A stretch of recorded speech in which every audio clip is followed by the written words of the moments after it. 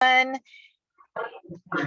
you, George. We are recording this Grand Mound Rochester Chamber of Commerce meeting. Thank you so much, everyone who's here, for being here. We've got some great presenters today, and I think you will enjoy the program. And as always, we are going to kick off this meeting with our Pledge of Allegiance, and George has kindly put a flag there behind him for us to salute. So please join me as we salute our flag.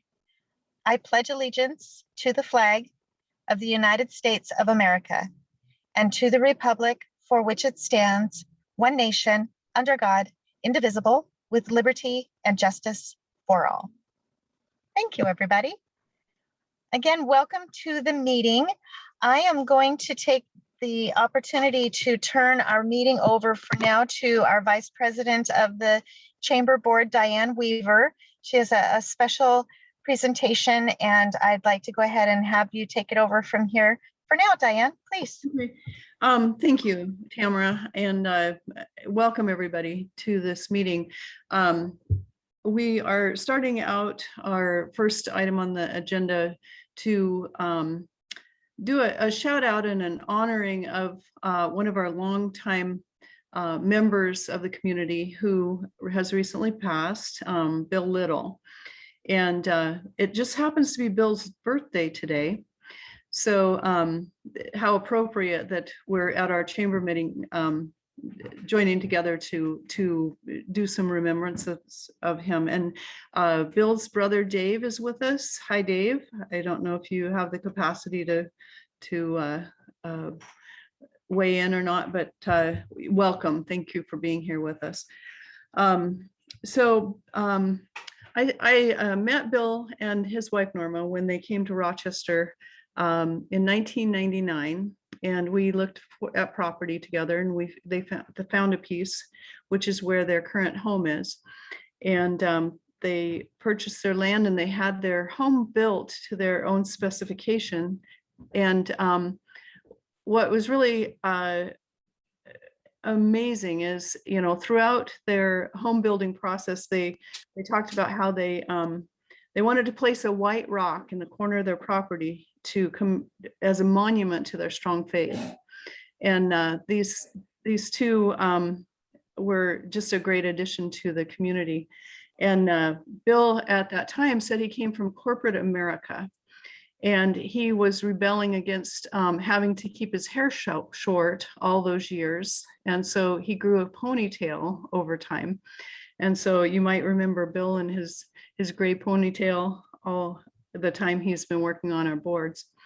They relaxed into their lifestyle, but they didn't stay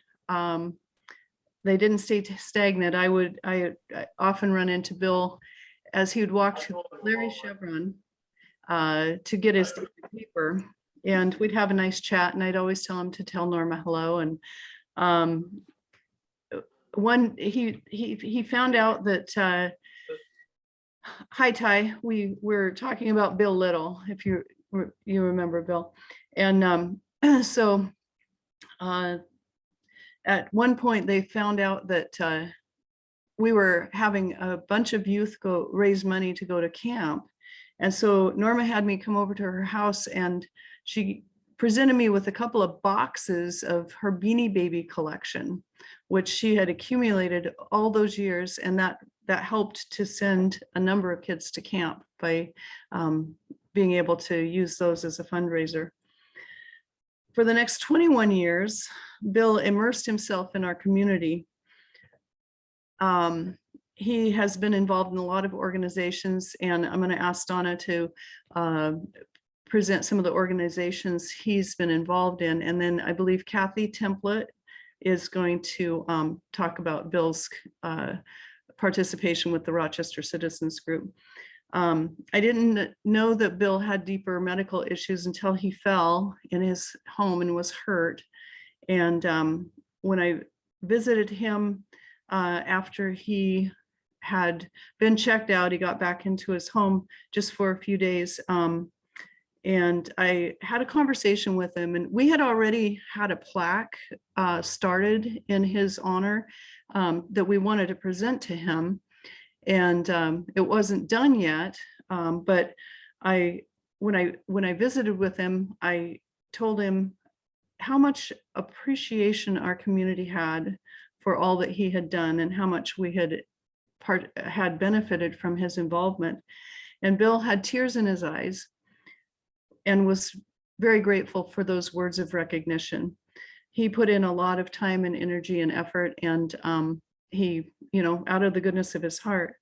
And so we didn't have the opportunity to present him with that plaque, but would like to be able to send it to Dave and be able to have it be a part of their family. So Donna, would you like to take over and talk about Bill's long history with our community organizations?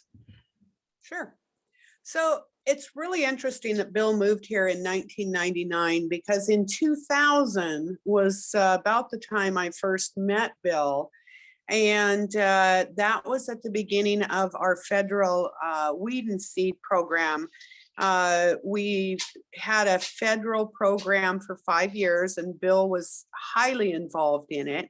Actually was the chairperson. I think he started in as the chairperson about 2003, 2004.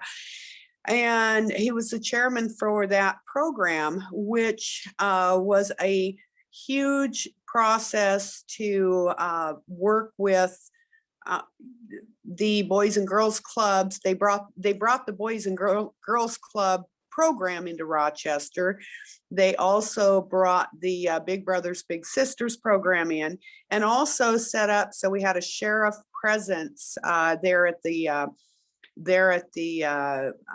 school district headquarters there in downtown. We had at that time a huge problem with drug houses in the area, and that program effectively eliminated the scariness and getting rid of a lot of that during that time. When Bill stepped down as the chairman of Weed and Seed, and as that program was winding down in 2005, he and I got to talking about what's next. So we held, and with his assistance, we held several big community meetings and looked at what were the needs of Rochester. And then we found another program called Horizons, which allowed us to develop a program for Bill to teach some computer skills and acquire some computers at the library. And he was highly involved in the Horizons program throughout that after the Weed and Seed program shut down. He also worked really hard on the community gardens there at the school district building and the community park. He loved people. He loved having things for people to move their lives forward with, whether it be the computer skills for people who weren't familiar with computers, or whether it was getting people out and gardening. He had a heart for things like that. I don't know. Bill was a good man. He was such a good man. He had so many pieces of him that tempered he laughed at me a lot, because he always said I'd come up with these wild ideas, and sometimes they worked really well and sometimes there were failures, but he never faulted me for coming up with the ideas. And he was a lot of fun to go back and forth with when we were trying to make plans for things. Bill also, one of my favorite things that we worked on together at the Horizons program, we did 4 years, I think, maybe 5 years of community appreciation events. And that event, we would choose someone from the community, and actually we usually chose 3 or 4, and we would secretly contact their families. we would invite them to an event which we were going to be honoring their family member at, but it was a secret and we wouldn't tell the family member about it.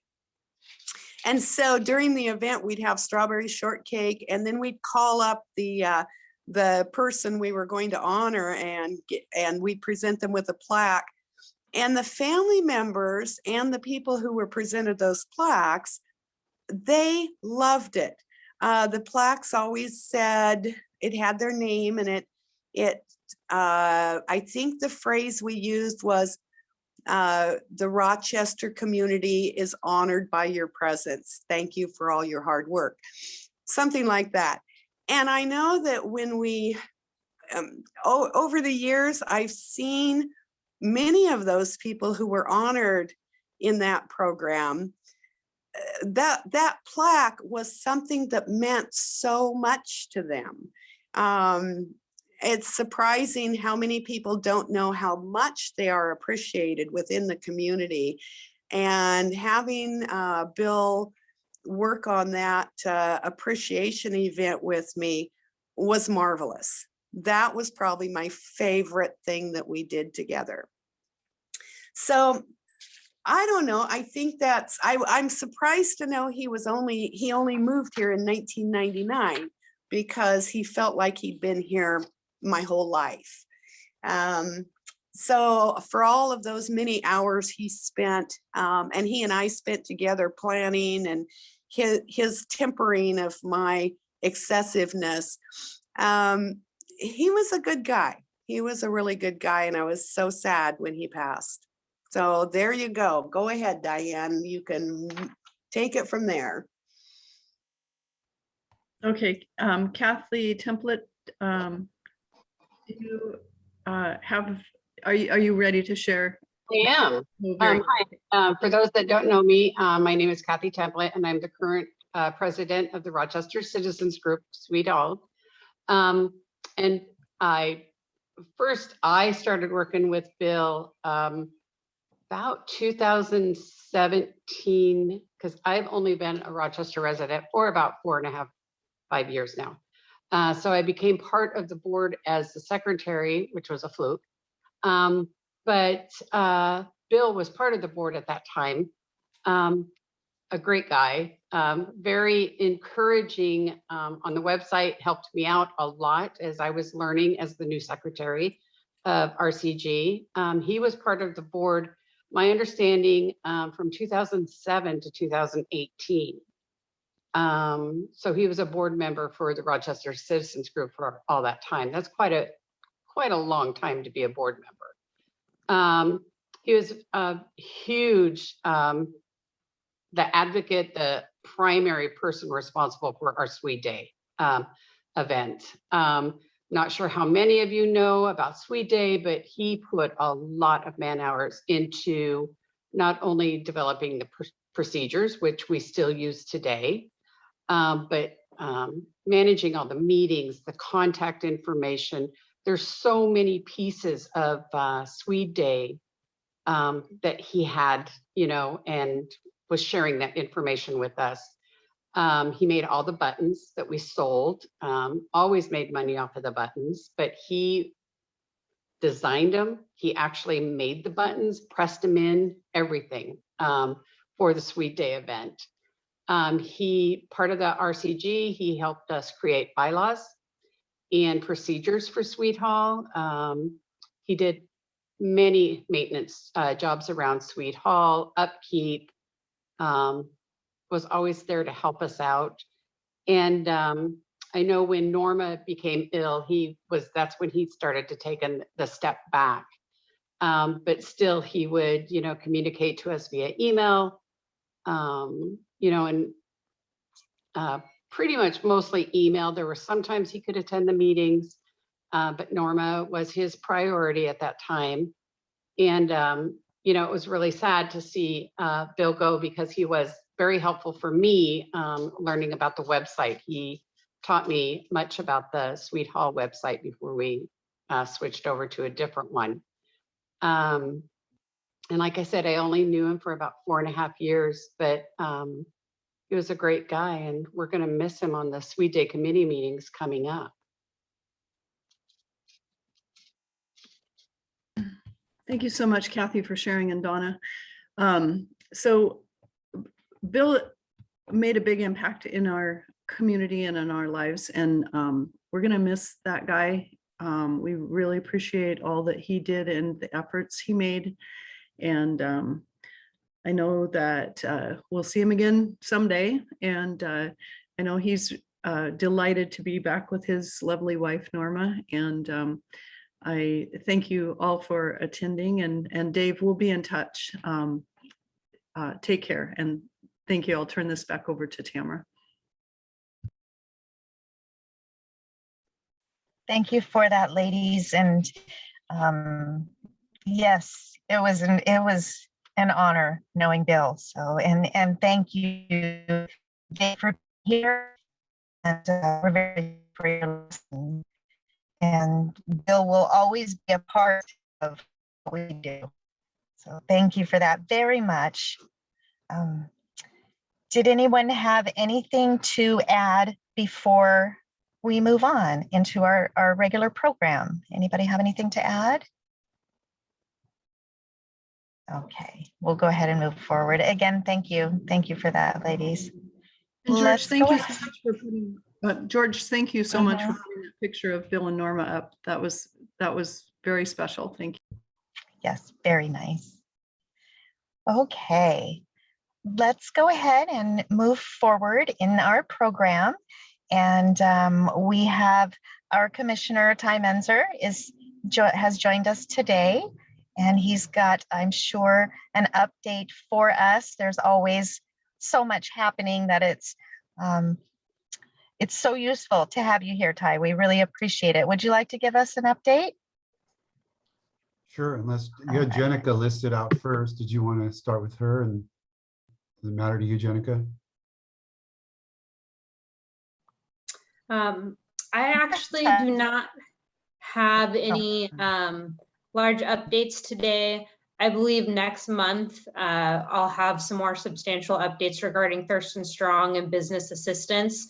I believe last time I spoke a little about CPACER. We had a bit of an edit to that ordinance, but the Board of County Commissioners passed an updated version of the CPACER ordinance. And so that will begin accepting applications within the next 60 days for the property-based financing for energy efficient and retrogrades. So apart from that, I do not have additional updates. Okay, thank you. Thanks, Jenica. So I'll just hit the biggest items, just kind of as a status report. Everything's still being worked on, basically, but there's a lot of big things happening. So just want to keep you up to date. One of those things is the ARPA, which stands for American Rescue Plan Act, ARPA funds. It's just kind of the second piece of what was last year CARES Act money, or CRF. The Biden, post-Biden Relief Act that was passed there in the spring. We have money that we've allocated. We've made decisions on a portion of it. The Thurston Strong allocation, I think, is another $9 million that we're going to support all of the different initiatives. Then Thurston Strong has kind of tweaked its dials in terms of what programs it's exactly supporting. They're similar to what was done last year, but not exactly the same, as they reassess the needs of the community and the businesses. But we want to support them, so we've got that going on. That decision's made. A few other miscellaneous decisions have made. There's some social service money through the United Way. They've been our conduit for sort of vetting the different social service gaps and needs, and they've done a good job. We've got some public health dollars, obviously, that have to go directly toward response to the pandemic. But there's a fairly large chunk of money that we've put buckets, sort of placeholders, I would say, without making final decisions. we would like to be able to make a big dent in, needs to increase housing. And, there's talk of acquisition of a hotel that's been done by other communities. It's a kind of a quick, these dollars have to be spent by like 2024, which is a good amount of time, but it's not necessarily the amount of time to acquire land and start a building project from tip to tail. So acquiring hotels is a way to use this federal relief money to increase the available units in the community quickly. So that's being looked at. Infrastructure so broadband is a piece, and I think we've set aside, correct me if I'm wrong, Jenica, because you're involved in this, $5 million is the bucket for supporting broadband activity, which would hopefully help serve rural parts of the Thurston County. That's the focus of that whole effort, and the Squally tribe is involved and the PUD is involved. We got the broadband access team started, and Jenica is leading that. You had updates, Jenica. That's important because without forming that team, we're not able to access state programs and state matching money for some of these broadband projects. So we wanted to make sure we got that going, and we have. So that's good. And then the Squally tribe is really taking a lead on trying to lead an effort to get an infrastructure put in place that will serve the entire county. We have water and sewer projects that this money qualifies for, and it's a really opportune time to do some big projects that we would not be able to afford. We weren't sure how we were going to afford them previous to this. So this is an opportunity to use, I think there's 7.2 million right now allocated, just earmarked, I should say, for potential projects to upgrade. The county runs about 4 water and sewer systems. The biggest one is down in Grand Mound. That one's doing pretty well in terms of being up to date in all the projects, but we have a couple of older, smaller ones that really are needing some upgrade. Tamishan neighborhood in North Olympia, Boston Harbor, way out up on Johnson Point. So anyway, that's a whole, and then the county website. This is something we were going to do anyway, but it qualifies for federal relief money because obviously more people need to access government through their computer. And so I'm excited about this because the county website is a mess. We know that. There's a lot of information there, but it's not easy to find. It's not well organized. And so with more and more people, the pandemic, we all used web a lot before, but the pandemic, I think, has really expanded that to where people that didn't use a computer before, they are. And so they need to be able to, access government through that means in a much more logical way. So that's good. So that's one big bucket of items. The budget, just an update, budget presentations start a week from today. So starting a week from today, the board will be doing nothing for the next 6 weeks after that, basically, except building the biennial budget for the next 2 years. We went biennial to a single year last year because of uncertainties of COVID and wanting to recalibrate the biennial off the commissioner. Our elected officials said, please take the budget building off the commissioner election cycle. So by doing a single year budget for 1 year, dealing with COVID uncertainties, and now reinstituting the biennial, we're off that cycle. Nobody's up for election, and we can just spend a lot of time in the fall working on the budget. So that will start next week. The third thing I wanted to report on was the space. There's really no update other than I think the last time I updated you on this space plan to try to lease some space to give some more room for county government. We weren't sure about the dollars and cents. Well, we've gotten engineers' estimates on the renovations. We've gotten more financial projections from our budget team, and we think that we can afford to do this move. And it's really becoming more and more and more necessary. These federal dollars that I was talking about, we have a lot of new employees, public health employees, different kinds of employees. Some of them are part-time, or not part-time, but some of them are like time limited, the next 18 months and whatnot. But still, we're just really bursting at the seams. We were before, but it's just getting more and more kind of ridiculous, sticking people in closets and corners, trying to make government function. So we're going to lease some space so that we can actually logically organize people and get them workplaces. So that's still a go as far as we know, and we'll be getting a formal financial presentation on that next week and probably giving the thumbs up or down for that move forward. The next thing I wanted to report on was the board has initiated a conversation about what's called a county home fund. And this was something that the city of Olympia passed a home fund, a city home fund. And then the state legislature 2 years ago authorized counties to go ahead and do it across the whole county without having to have a full ballot initiative. The commissioners could just pass this. It would be a 0.1, 1/10 of 1% sales tax on retail purchases. It would generate about $4.5 million a year on top of the $2.3 million a year that Olympia is generating. The uses of it are to build permanent supportive housing and mental health facilities and treatment. These are the two of the biggest issues that I hear about from the community that we need to tackle and have more resources to tackle. So I am strongly considering this, but we want to hear from the community. So there's a public hearing that I believe is going to land on October 19th. We would love to have either emails or letters or people testifying at that hearing, and we'll have a Zoom option for that. The board hasn't made any decisions about this. We're essentially, it's almost like an advisory public hearing where we want to hear the community. Would you support an extra 1/10 of 1% in order to support these activities that are outlined in the statute? And so that's a conversation that I think is important for us to have, and I wanted everybody to be aware of that opportunity to weigh in. And then finally, a small but local item is compression brakes. The Board of County Commissioners received 2 requests from citizens to limit the use of compression brakes on county roads. One of those was on Little Rock Road between Albany and Sargent, and another one was down closer to Tenino.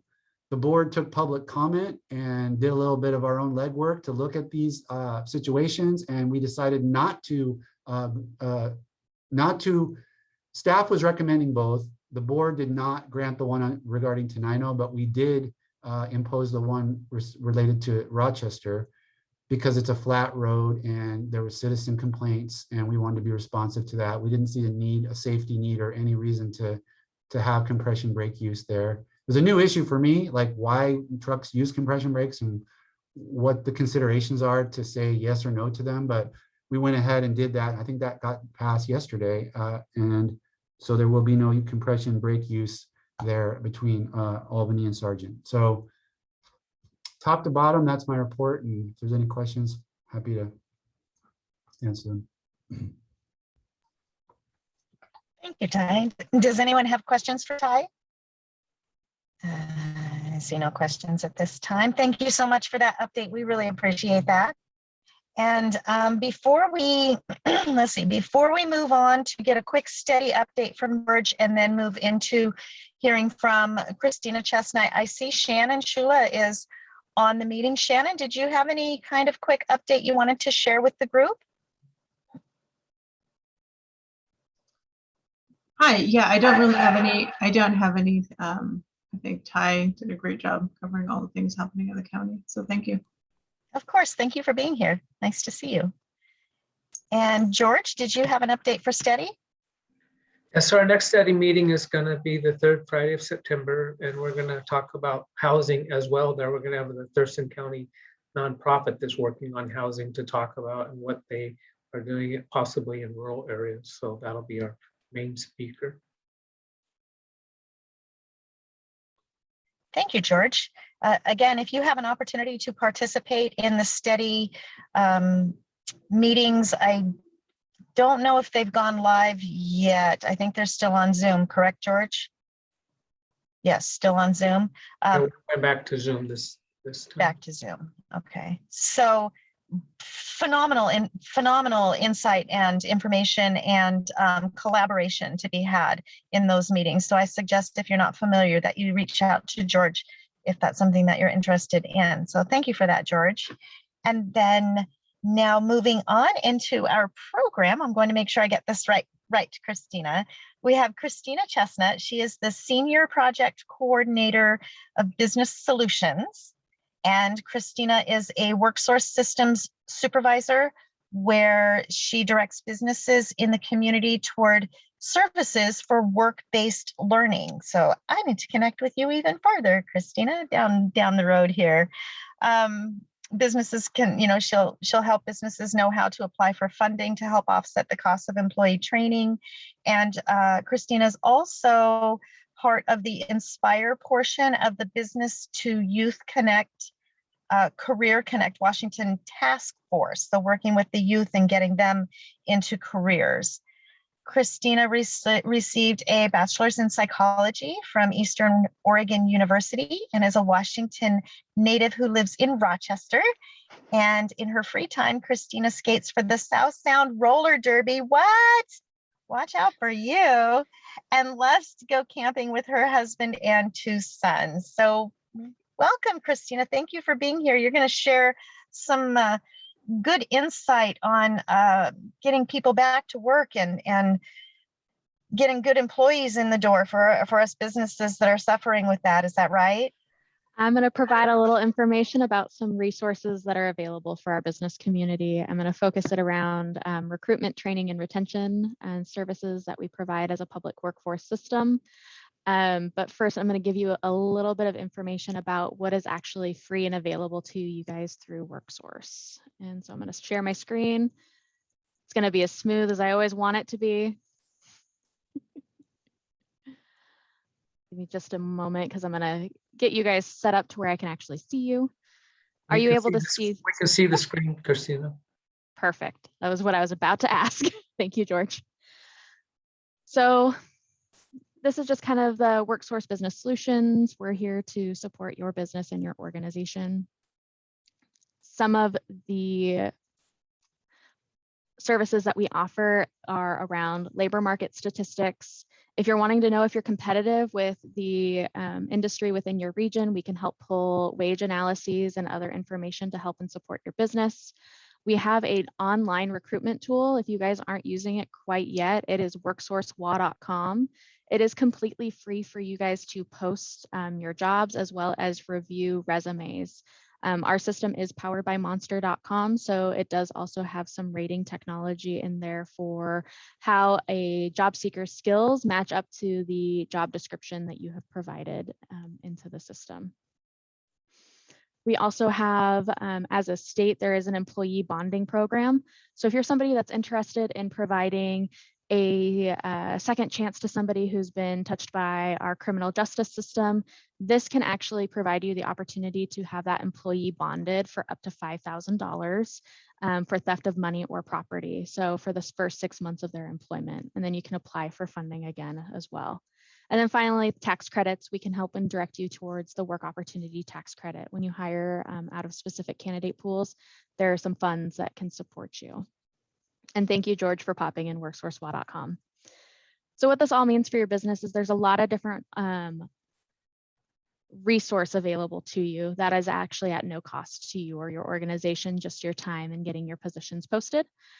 For recruitment and helping getting your worksourcewa.com account set up, that's something that you can reach out directly to me to receive.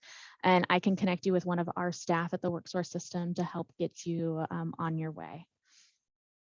Is there any questions about this first piece? Because I know it's a broad overview and a lot of information. All right, thank you. And thank you, George, for posting the worksourcewa.com website. I appreciate that. There's a minor delay every time I hit the advanced slide. So under that recruitment resource, we have that free online job posting tool with worksourcewa.com. It has the candidate database where you can pull resumes by certain occupations and positions. We are also able to offer a couple of programs that can supplement the wages of certain employees. These employees do have to be enrolled in a program through the WorkSource system. And so we can assess them for eligibility if you wanted to send a candidate our way to see if they could potentially qualify. The benefit to not only your business and to the employee of being able to participate in these programs is if you have certain things that you need an employee to have, tools, things of that nature, certain shoes, clothing materials, we can help cover those costs for that employee so that whenever they're starting up with your business, they're able to kind of actually maintain employment because they have the tools that are necessary. On-the-job training, that is when you hire somebody onto your payroll, and you can potentially apply for a reimbursement of their training wages. There has to be a contract in place for both of those, and they do have to be involved in our WorkSource programs to receive them, but that is something that we can assess on our end. So we can definitely work with your businesses on those opportunities. The other piece of that is we do have to make that match piece. So the people that are on caseload and the work that you're providing, they kind of have to make that beautiful match of it's what the job seeker is looking for and the job seeker is what you as the employer are looking for. We also host a monthly hiring event called Find Work Friday. This hiring event serves job seekers from Thurston, Mason, Lewis, Grays Harbor, and Pacific counties. All 5 of those counties are the counties in which I work and serve on behalf of our businesses. So we have that on the second Friday of every month. It is online and virtual. It initially starts out with an online chat between you and a job seeker, but you can set it up to where you have a virtual interview for up to 15 minutes with a potential job seeker. And that's what we're doing really around recruitment. Also around the area, we are hosting pop-up events. Our WorkSource office is presently closed for the next couple of weeks because we did have somebody that came in that tested COVID positive. We'll be reopening later on in September, but we have been providing service out of our centers over the last month in person, helping get our job seekers ready to come and apply for your openings. The retention and training resources, one of the major ones that we offer is the Future of Work Employee Development Program.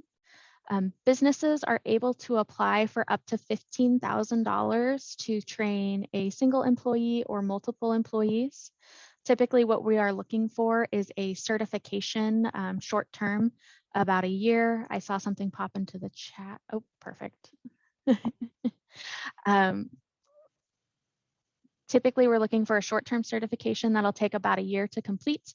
And we're hoping for it to grow that individual within your company. So we're wanting to see layoff aversion, wages being raised, things of that nature, to help kind of retain that employee and give them that long-term position and occupation. Some of the things that we have funded is, fun fact, there is a special certification if you're going to ferment foods like sauerkraut. We helped Oli Kraut cover the cost of the certification for a couple of their employees so that they could maintain fermenting foods and starting to build their business and grow their business. I never knew that there was that certification there. That was my fun learning experience. But those are some of the things that we've provided. It doesn't have to just be one employee, it can be multiple. Christina, just to confirm, that's up to $15,000? Up to $15,000, yes. There is an employer match component. It is federal funds.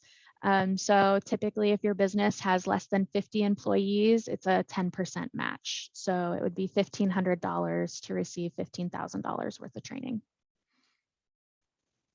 If you're larger than 100 employees, it's a 50% match, and there's an in-between point too. And all of those, you reach out and contact me directly. Any other questions about the Future of Work program?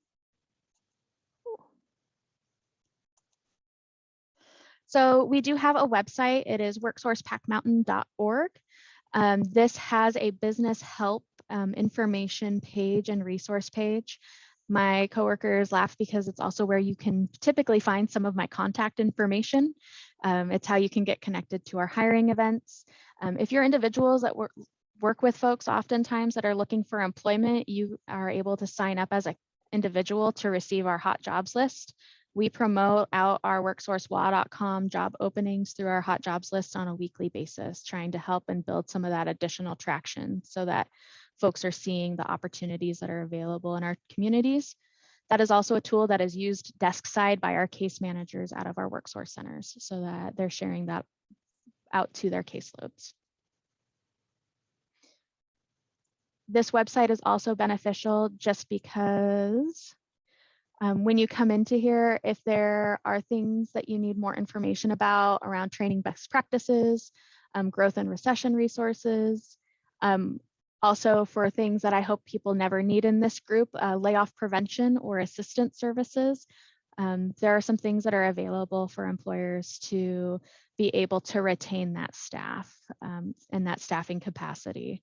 So what I mean by layoff aversion is if you are in a situation where you're looking at a short-term window of needing to lay off employees, there is a program that you can apply for now before you need the service called shared work. And what happens when you apply for that shared work program is it will allow you to take the position of one employee, split the time between 2 employees, and be able to retain both of those staff. Both of those staff will also be able to collect a portion of their unemployment insurance in order to retain that staffing level. So all that information is located over on this website. So if you are interested in learning more or connecting with me, I'm happy to support, and I will put that into the chat. I might type it quite frequently. And go back to my presentation. The other piece is around my youth and education initiatives. I always have to plug Project Hire and Career Pathways Playbook. This is a document that we put together in partnership with WorkSource, Pac Mountain Workforce Development Council, and Career Connect Washington. And what it is about is how do you connect and engage and develop out those pathways for your employees within your organization so that they can see where they can grow. Oftentimes that is a part of that retention strategy is sometimes if somebody feels like they're stuck in a rut and they don't see how they're going to grow or build within your company or your organization, this is a playbook and a pathway to help you build that opportunity for those employees that you have. This also has some information about how you can develop some of those work-based learning opportunities that Tamara was referencing a little bit earlier as part of my bio. That is actually how I started in my career as a workforce development professional. Is I came in to start a program to connect young people and businesses in our community, and it's kind of grown into what I'm doing for the foreseeable future. How do we make those matches between not only our young people, but also those lifetime learners? So as we all know, learning happens constantly in all the things that we do. And so these are some things that are available to support you. If you are an organization that might have multiple sites, this is to just give you an idea about how our state is broken down. Our WorkSource centers are separated out between our local workforce development boards. You here in Rochester are a part of the Pac Mountain Workforce Development Council's workforce development area. And so we're WDA2. That's this cute little area here. So if you're ever wondering where I'm at in the world, I'm located somewhere here on any given day. So it's just helpful to be aware. And then the final piece is my contact information. I also included my coworker, Micah Pong's contact information because he is my wonderful hiring event extraordinaire. So he puts on our monthly Find Work Friday hiring events and any of our pop-up events that are happening throughout the community. I tried to leave time for lots of questions. If there's things that you guys want to know and I'm able to answer those questions, I'm happy to. I'm going to go ahead and stop sharing my screen so I can look at all your lovely faces. Okay, does anyone have questions for Christina? Now's the time to ask. There is one piece of information that I've got crickets, but there is one piece of information that I get asked pretty regularly. It's usually around pandemic unemployment assistance and the pandemic emergency unemployment compensation programs. Both of those are closing and going away unless by some act of Congress they're reinstated at some point in time on September 4th. So that has been a question that I've actually been asked 3 times today. So I thought I'd slide it in there. Thank you for that. Thank you.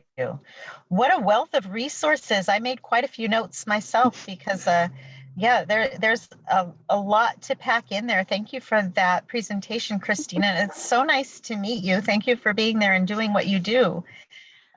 Who could have known that it would be such a, it's always a focus to keep engaged with your team members and to retain folks, because it's always, monetarily wise and energy wise, better to keep somebody on board than to try to find new people. But who would have thought it would be so difficult right now? So having those resources is important for our businesses of all sizes and all levels, and sure appreciate that. Does anyone have anything to add? Any observations they've had with their businesses or their organizations? Anything that might be good for the group to wiggle around in their brain? Anybody? Yeah. I'm a little curious. Can I say something? Please do, Donna. I'm seeing a lot of notices everywhere for sign-on bonuses and things like that.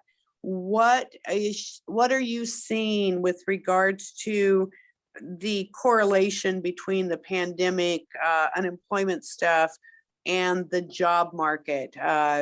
There's so many people that aren't able to operate at full capacity right now for lack of workers. Is that created a problem? I can definitely say it has created a problem with a lot of our businesses. We did actually host a in-person hiring event just last week on Friday for our warehouse and logistics companies in the area. And it was kind of probably about half of them were offering various sign-on bonuses. A lot of the companies that I'm talking with are looking at ways raising their wages. There's been a lot of recruitment challenges, and also I've been seeing a lot of job seekers where there's been a lot of talent transition in a lot of different organizations. As some of these benefits go away, I couldn't tell you or predict, or anybody can really say or predict how they're going to change things.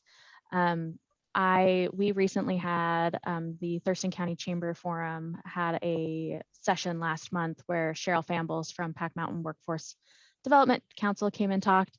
And she also reminded us about, we've been talking for a number of years about the silver tsunami of all of these individuals that were reaching retirement ages and transitioning out of employment soon. We're seeing some of that in our data, where you're seeing those individuals choosing to retire rather than staying in the workforce during COVID. So some of those talent shortages and that talent pinch is also coming from those spaces as well. Okay, all right, so they all have an impact there. Okay, thank you. Christina, just to give everybody a view of how many total warehouse jobs are available right now in Thurston County, open? So we had 1,000 opportunities just at our hiring event last month. So we have a brand new logistics center that's coming in for 2 different organizations. One is Amazon and one is Home Depot, and they both have some pretty steep staffing needs. But yes, we had over 1,000 job openings at that hiring event, and we had 50 job seekers that did join us. That's great. That's great to have the 50 anyway.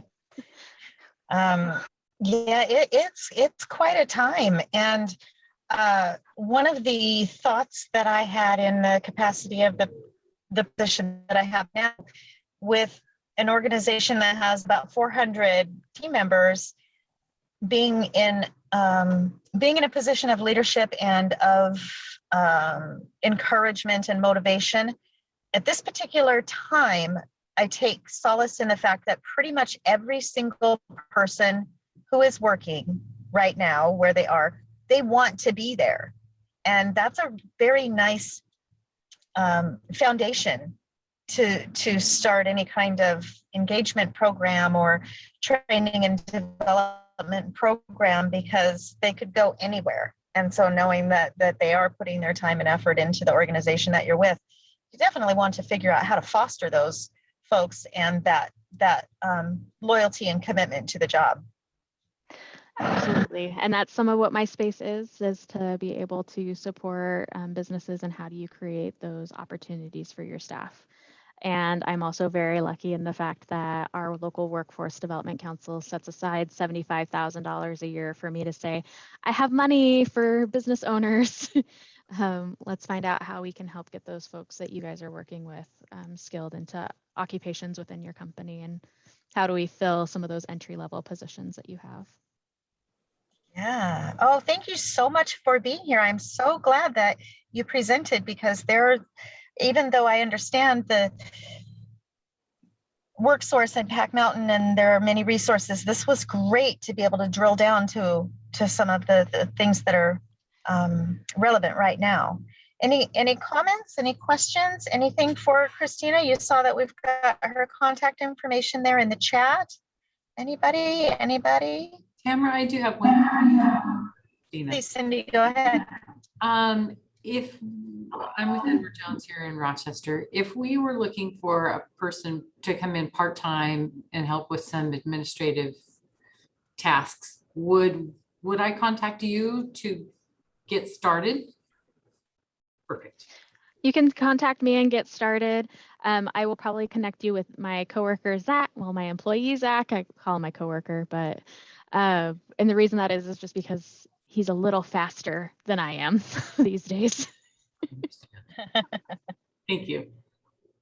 Excellent. Well, thank you for being a resource, Christina, and for taking your time today. George, did you have anything to add for the good of the order? Only if Donna wants to announce that we have a tentative event planned, depending on availability.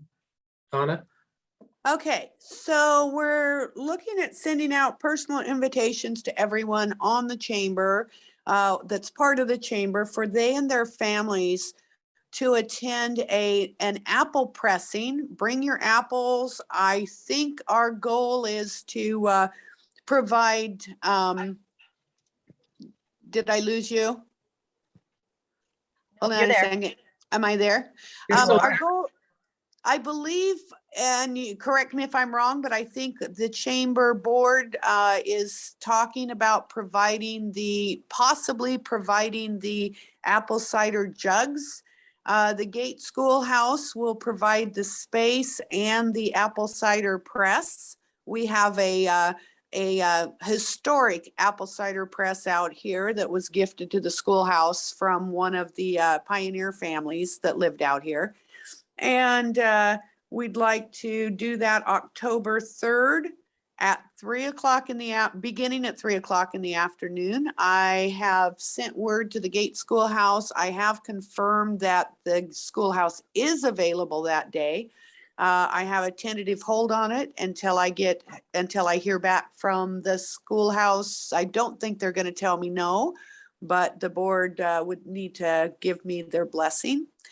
So it looks like a fun afternoon fall event. Get some apple pressing done, get the apples out of your yard and into a jug for winter.